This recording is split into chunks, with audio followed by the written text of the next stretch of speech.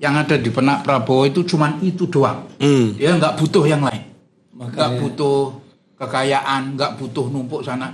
Kan beliau nggak punya, artinya putranya satu. Dan beliau dari awal sudah kelihatan. Nggak ada beban keluarga gitu ya? Nggak ada beban keluarga belas. Adiknya aja suruh jadi pejabat nggak mau. Iya. Jadi kita optimis menuju Indonesia Emas nih. Kita taruh beban itu di pundak Prabowo. Serta kita dampingi dengan usaha dan doa saja. Karena Prabowo cukup untuk Indonesia, cukup dikasih Prabowo. Apalagi sekarang ditambah dengan Gibran. Mas Gibran, Mas Wapres. Nah, jadi sudah saling melengkapi lah. Gitu.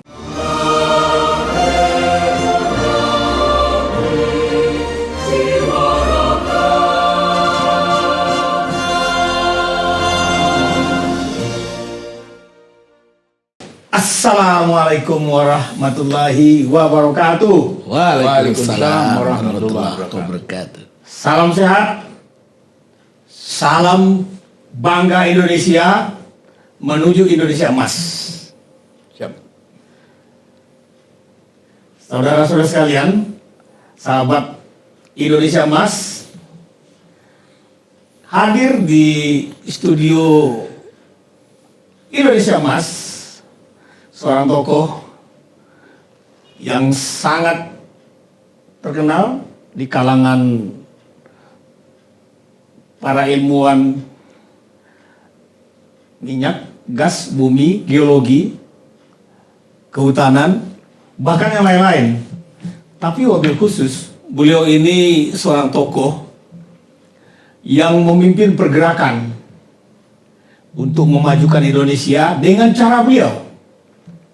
Meningkatkan kualitas sumber daya manusia dan mencari manusia-manusia yang dipandang terlantar untuk beliau tingkatkan program sedekah bagi sejuta kaum duafa.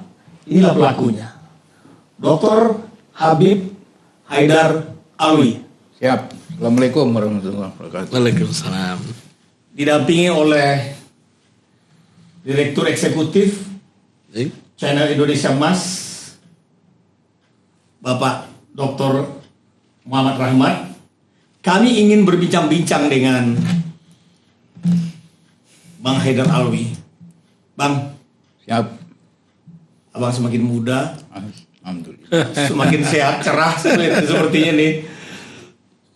Mungkin karena Pak Prabowo yang memenangkan kontestasi Pilpres dan sekarang beliau telah dilantik.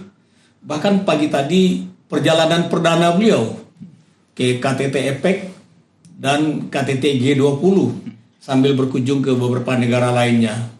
Kalau nggak salah 16 hari ya. Ya, 16 hari. Betul. Jadi kecerahan abang ini karena keberlanjutan yang berkepastian menuju Indonesia Emas sebagai pengganti atau penerus dari Pak Prabowo. Penyebabnya atau gimana Bang? Kami ingin sedikit pencerahan dari abang nih. Jadi, terima kasih adikku Darmiza Rahmat yang sudi mengundang saya ke sini. Jadi saya mulai dari cerita saat saya S1 Elektro ITB, S2 Elektro ITB, saya ngambil pembangkit di Schenectady saat itu.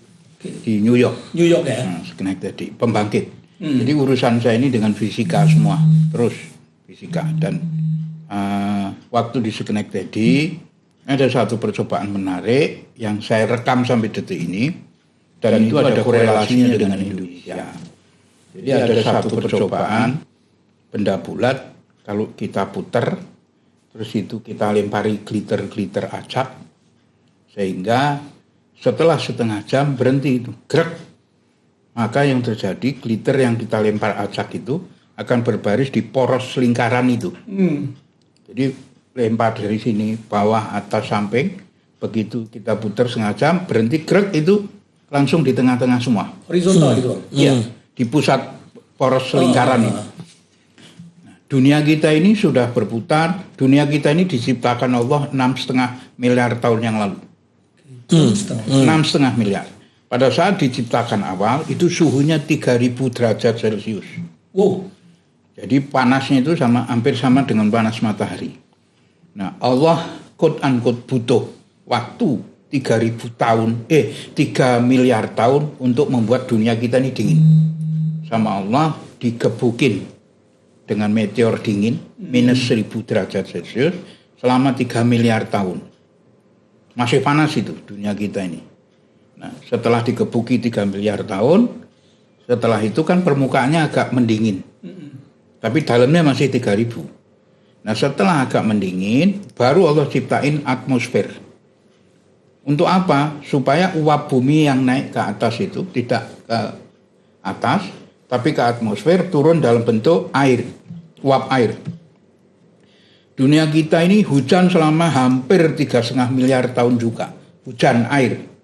Dihujani oleh Allah. Nah, pada saat tertentu kira-kira 100 ribu tahun yang lalu dunia kita ini isinya air semua, belum ada daratan, kira-kira 500 ribuan, laut semua. Nah, begitu sudah laut semua, mulai ada yang naik Afrika, mulai ada pulau-pulau itulah kira-kira, dulu jadi satu. Nah, saya tidak ingin berpanjang-panjang karena kalau cerita ini mungkin 1 minggu nggak kelar nih cerita tentang proses penciptaan bumi. Nah, setelah apa implikasinya terhadap Indonesia? Nah, ini. Jadi Indonesia kita ini kalau kita teliti ternyata sepertiga dari darat dan laut itu terletak di poros bumi. Indonesia kita ini. Jadi kalau kita lihat nanti di bola dunia itu Indonesia kita ini Khatulistiwa itu sepertiga dunia terletak di Indonesia. Nah, artinya apa? Artinya percobaan tadi yang di Amerika itu waktu itu benda bulat tadi. Artinya mineral bumi itu sepertiga ada di Indonesia. Clear. Mineral bumi. Jadi sepertiga ada di Indonesia. Yang sangat mahal itu ada di Indonesia. Jadi kalau kita belajar waktu SMA belajar kimia itu kan di tabel periodik kimia itu ada emas, air raksa dan lain sebagainya, mineral bumi. Di situ itu sepertiga terletak di Indonesia. Itu clear.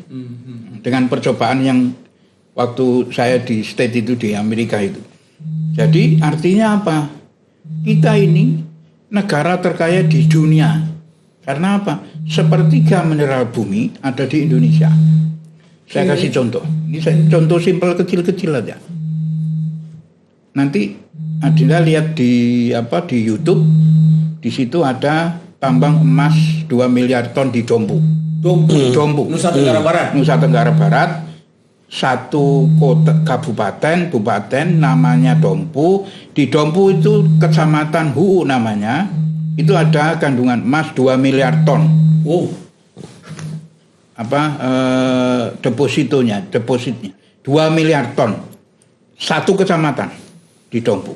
Sedangkan 2 miliar ton. Itu lebih banyak dari cadangan emas dunia itu. Ya, enggak, masih di Dompu itu masih di Sumbawa. Kan NTB ini ada Sumbawa, ada Lombok.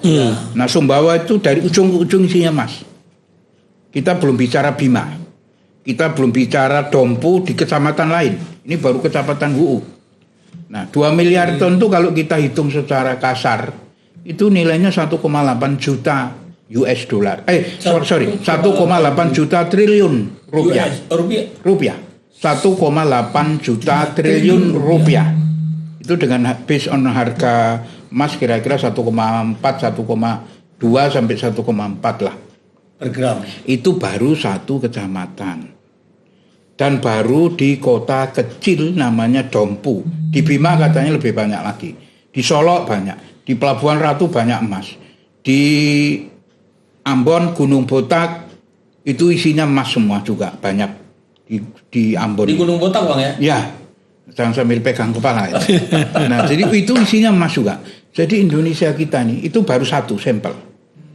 Di Maluku, di blok Marcella itu ada ditemukan 2 blok lagi besar yang diduga Kalau itu dieksplorasi, diambil minyak gasnya di situ lebih besar daripada seluruh jazirah Arab kalau dikumpulin kandungannya itu. Jadi Arab itu Saudi, Irak dan lain sebagainya dikumpulin masih banyak di situ. Cadangan minyak dan gas ini. Minyak dan gas di daerah di dekat Blok Masela itu. Nah, itu yang kedua. Yang ketiga, nanti omongan saya silahkan dicek di YouTube lah. Bukan saya ngomong gitu loh. Itu penelitian dan itu clear. Di Bangka Belitung ditemukan satu tambang namanya thorium. Thorium itu ya persis mirip dengan uranium tapi tidak bisa dipakai untuk senjata. Thorium ya. Ya, tidak bisa dipakai sebagai senjata. Thorium 1 ton itu nilai listriknya sama dengan 250 ton uranium. Wow. Jadi thorium ini di atas uranium. Ya, tapi kalau uranium kan rentan untuk dipakai sebagai senjata nuklir. Ya, kalau thorium nggak bisa. Bisanya sebagai energi listrik aja. 1 ton thorium sama dengan bangkitin listriknya sama dengan 250 ton uranium. Sama dengan 3,5 juta ton batu bara. Wow. Berarti negara kita ini nanti kaya sekali. Wah, bukan nanti. Makanya ini saya jentrekkan dulu. Nanti baru kita buat. Nah, kalau thorium yang ada di Bangka Belitung, saya ulangi, kalau thorium yang ada di Bangka Belitung, teman-teman sekalian, ini sangat mencengangkan apa yang disampaikan oleh abang kita Habib Haidar Alwi. Jangan skip, kita dengar sampai tuntas. Ya bang, ini sangat luar biasa bang. Kalau thorium yang ada di Bangka Belitung yang kecil, nggak banyak. Di Ambon mungkin masih banyak, di Papua banyak thorium itu. Kalau thorium yang ada di Ambon, di Bangka Belitung itu diambil semuanya, cadangannya, dijadikan listrik, dijadikan energi listrik, bisa untuk mencukupi kebutuhan listrik dunia selama 1.200 tahun. Dunia 1.200 tahun. Wow. Nanti ya para pemirsa di sini silahkan diketik cek thorium Bangka Belitung nanti keluar. Iya. Nah, itu penelitiannya BRIN orang kita, anak-anak ITB juga. Thorium Kebetulan Bangka saya Belitung. juga salah satu ketua Dewan Pembina Ikatan Alumni ITB. Jadi silahkan dicek omongan saya ini, silahkan dicek, ketik aja di YouTube atau di Google nanti keluar semua. Bukan saya yang buat. Iya. Nah ini dasarnya tadi penelitian tadi. Kalau ada benda bulat diputer dan lain sebagainya. Itu hal. Yang kedua, karena laut kita ini terletak di Khatulistiwa. Jadi sifat bumi ini kan dulunya panasnya 3.000 derajat Celcius. Sama Allah digebukin dengan meteor dingin tadi. Tapi dalamnya masih panas. Nah uap panas magma di dalam itu uapnya perlu keluar. Makanya di Quran itu sudah pas. Saya tidak ingin bicara larut di agama. Di Quran itu gunung itu sebagai pakunya bumi. Jadi gunung itu untuk nutupi supaya yang namanya magma itu tidak keluar karena dipaku oleh si gunung tadi supaya tidak keluar secara membabi buta. Magma tadi. Nah, tapi implikasinya apa? Karena kita terletak sepertiga di poros bumi tadi, maka laut kita anget. Anget laut kita ini. Jadi karena anget, sifat ikan-ikan laut itu, kalau dia mau beranak, ngejar laut yang anget. Jadi yang namanya WNI Hong Kong, WNI Cina, WNI Filipina, WNI Malaysia, WNI Australia. Warga negara asing gitu ya? Bukan, warga negara ikan. Warga negara ikan Korea. Kalau dia mau beranak, mau ngelepasin benur, dia cari laut yang anget. Oke. Indonesia. Jadi dia beranak numpang. Beranak setelah dia ngeluarin benur, balik migrasi lagi setelah 3 bulan atau berapa bulan, migrasi lagi ke daerah asalnya. anaknya ditinggal. Oke. Nanti anaknya itu kalau sudah besar, begitu dia sudah besar, balik lagi ke negara asalnya itu. Kalau yang belum ditangkap sama nelayan. Ya. Jadi zaman Susi dulu maling ikan Ibu Susi, ya. tidak akan pernah berhenti orang maling ikan itu, karena orang Vietnam ini beranggapan lawong itu mboknya itu warga negara saya kok. Itu loh maksudnya. Mboknya ikan itu warga negara Vietnam. Iya. Jadi saya nggak maling. Kayak misalnya ada ibu-ibu pergi ngambil cucunya ke situ ngambil lah. cucunya, ngambil anaknya ke situ. Yang tinggal ibunya gitu. Itu ibunya warga negara saya. Kayak misalnya ada perempuan Indonesia ngelahin di Amerika. Iya. Kan statusnya anaknya masih warga negara Indonesia. Gitu loh. Iya. Nah ini juga begitu. Iya. Nah ini mereka itu tidak merasa, makanya tidak akan pernah berhenti maling ikan itu. Akan terus Akan terjadi. terus terjadi di Indonesia. Gitu loh. Pasti tidak akan pernah berhenti. Maling pasti ngambilin ikan, karena di negara mereka ini tinggal mbok-mboknya doang. Anak-anaknya sudah pindah migrasi ke sana semua. Nanti setelah dewasa, buah besar banget, sudah siap untuk beranak, baru migrasi lagi ke situ. Jadi dalam bumi Indonesia ini kaya akan mineral, lautnya juga luar biasa. Dahsyat. Jadi laut ikan itu di Indonesia ini sampai kiamat tidak akan pernah berhenti. Banyak, yang ada tambah banyak. Mau Habib, diteliti seperti apapun logikanya gitu. Ini Bang Habib pernah ngitung nggak? Kalau ini dikelola, kira-kira utang kita Indonesia ini lunas semua kali ya? Yang mana nih? Ya hutang yang ada sekarang. Bukan. Yang laut dan hasil bumi. Kalau laut aja cukup kok untuk bayar utang. Cukup Jangan ya. Kalau hasil bumi tadi yang saya cerita tadi. Kalau emas yang di kota kecil, Dompu, di kecamatan Huu, itu dieksplorasi betul-betul. Entah itu sebagian tembaga, sebagian emas. Itu nilainya hitungan saya. Ya. 1,8 juta triliun. Berarti Utang kita cuma 10.000. kecil lah ya. Wah, pinat lah. Jadi nggak perlu lah masyarakat kita terlalu lebay soal utang kita yang tinggi katanya gitu. Karena kekayaan kita besar sekali. Nah, nanti pasti ada orang nanya. Nah, Terus kenapa nggak dikelola itu kayak thorium? ya Terus, benar. Nah, emas. Kenapa nggak dikelola? Kapal-kapal ikan kita. Kapal ikan. Iya. Saya jawab. Itu jawabannya gampang, Pol. Kalau thorium itu dikelola, maka nanti pengusaha-pengusaha batu bara, termasuk PLN, mati semua. Gitu loh. Karena pembangkitnya harus dirubah. Jadi jangan dulu. Jadi pembangkit yang dipakai sekarang kan untuk inputnya batu bara, gas. Nah begitu dirubah menjadi thorium, kan harus dirubah semua se-Indonesia. 80% atau berapa puluh persen pembangkit di Indonesia ini kan batu bara. Berarti harus merubah semuanya.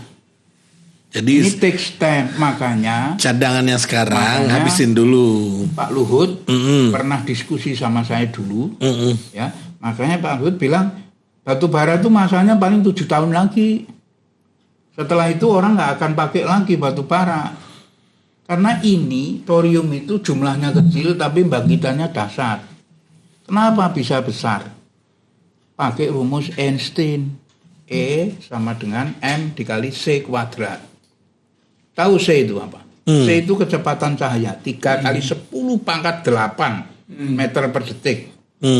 Ya, kuadrat berarti 9 kali 10 pangkat 16. Wah, ini jadi masa yang kecil, masa misalnya nih 1 gram itu energinya sama dengan 1 kali 9 kali 10 pangkat 16.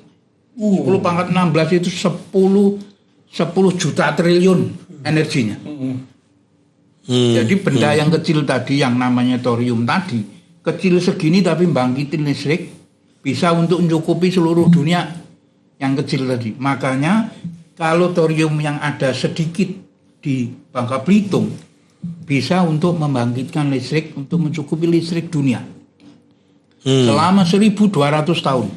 Nanti setelah acara ini ketik aja thorium Bangka Belitung, nanti keluar 1200 tahunnya keluar. Gitu loh. Itu penelitian dan eksak, udah nyata. Karena hitungannya jelas. Ini yang dipakai sama orang Amerika untuk matikan Perang Dunia Kedua. Bom atom itu timbulnya dari situ. Jadi dia ngitung kalau ada uranium segini bisa untuk membangkitkan bahan peledak sebesar segini dikali 10 pangkat 9 kali 10 pangkat 16. Nah, Bang Habib. Makanya jumlahnya kecil, tidak kayak TNT. Iya. TNT kan buat yang diledakin paling 1 hektar. Iya. Tapi kalau ini kecil, tapi yang diledakin 39 kali 10 pangkat 16. Oh, Itu. gede sekali. Energi. Nah, Bang Habib, kan alam kita ini perut buminya kaya, lautnya kaya banget. Susah ngomongnya, bukan kaya. Super kaya. Ini bahaya nggak nih buat warga negara kita yang tinggal di negara yang kaya ini? Kalau kita lemah gimana? Dikuasai asing dong. Kita ini dari dulu yang namanya Indonesia ini itu kalau menurut saya ini ciptaan Allah terindah. Itu ciptaan Allah terindah tentang negara ini ya Indonesia. Jadi ada gium yang mengatakan dengan kekayaan Indonesia itu, Bang Habib, dunia butuh Indonesia. Indonesia belum tentu butuh dunia, gitu ya? Oh iya, Ada gium begitu. oh jelas. Itu klik. Tadi saya ceritain. Ini ke depan ini kan krisis energi plus krisis pangan. Iya. Ke depan ini kan krisis energi Dan krisis pangan dan itu ada di Indonesia. Oh di Indonesia luar biasa. Makanya Indonesia kita ini dijadiin rebutan. Jadi saya mengistilahkan gini, waktu Kongres Umat Islam Sedunia di Teheran tahun 2018 itu yang datang kan ada Perdana Menteri, ada Menteri Kongres Umat Islam Sedunia. Saya kebetulan hadir di situ. Itu Indonesia kita ini seperti gini. Ini ada meja di sini, isinya makanan lezat. Lengkap apa aja ada, bistik, ada semua, pecel segala macam ada. Nah, di luar sana ada 100 orang lapar. Ini makanan paling enak di dunia ini. Ya. Masuk. Tentunya rebutan makanan ini. Sudah enak, gratis, banyak lagi. Ya. Nah Indonesia kita ini seperti itu. Akan rebutan. Bukan nanti, negara. dari dulu. Nah kitanya aja nggak sadar bahwa negara kita ini super Kaya. dikali C kuadrat, kira-kira gitu. Ya. Kayanya ini. Jadi S-nya juga berkuadrat-kuadrat gitu. Kuadrat. Jadi kayanya dahsyat, luar biasa. Nah, dengan Dari dulu sampai detik ini bicara saya sama. Dari saya mulai dukung Prabowo, itu saya ngomongnya sama. Dari Prabowo nyalon 2024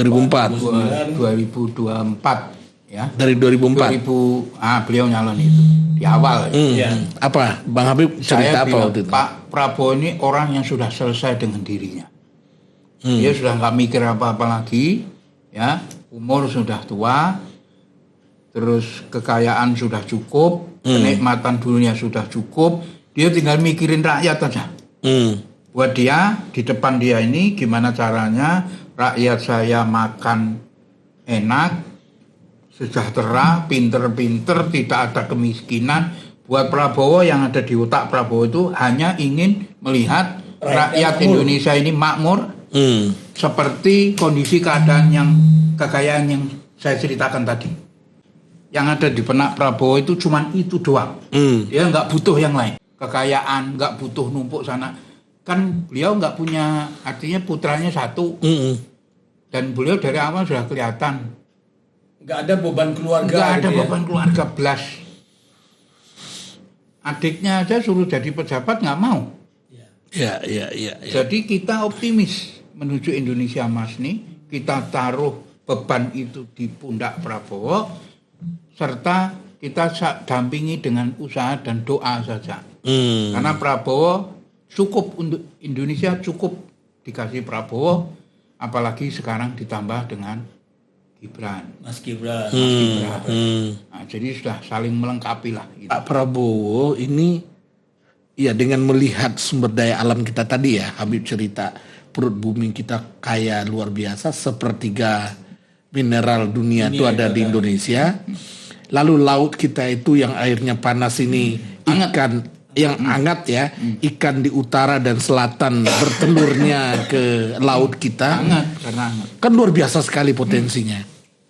Nah, sementara masyarakat kita itu kekurangan gizi, anak-anak putus sekolah gitu ya, ibu-ibu hamil kekurangan gizi, ada stunting.